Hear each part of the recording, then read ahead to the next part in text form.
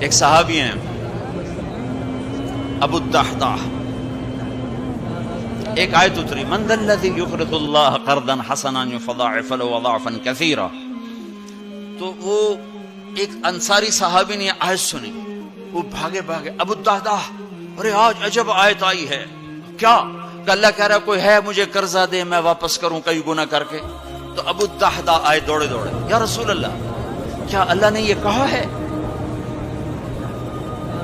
کہ مجھے قرضہ دو میں واپس کروں؟ ہاں.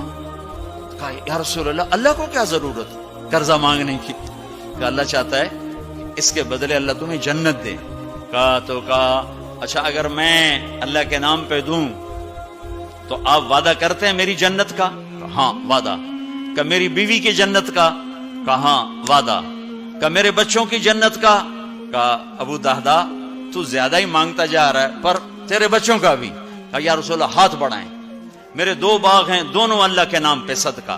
ہم کہا نہیں ایک دے دو، ایک رکھ لو، ایک بچوں کے لیے رکھو، ایک اللہ کے نام پہ دو. کہا اچھا پھر میرا وہ باغ جس میں 600 کھجوریں ہیں وہ میں نے اللہ کو دے دیا. ہم کہا ٹھیک ہے جا تو تیرے بچے تیری بیوی جاؤ جنت. انہوں نے وہاں سے دوڑ لگائی اور باغ میں نہیں گئے، باہر کھڑے ہو گئے کہ کہیں اندر جا کے نیت نہ بدل جائے.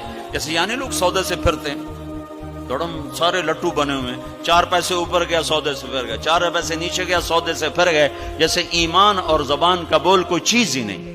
پیسہ ہی خدا بناؤں بھائی، پیسے کے پیچھے ہی ایمان بھی بک رہا ہے، عزت بھی بک رہی ہے، غیرت بھی بک رہی ہے. میرے نبی نے فرمایا میرا امتی ہر گناہ کر سکتا ہے، ایک جھوٹ نہیں بول سکتا، ایک دھوکہ نہیں دے سکتا.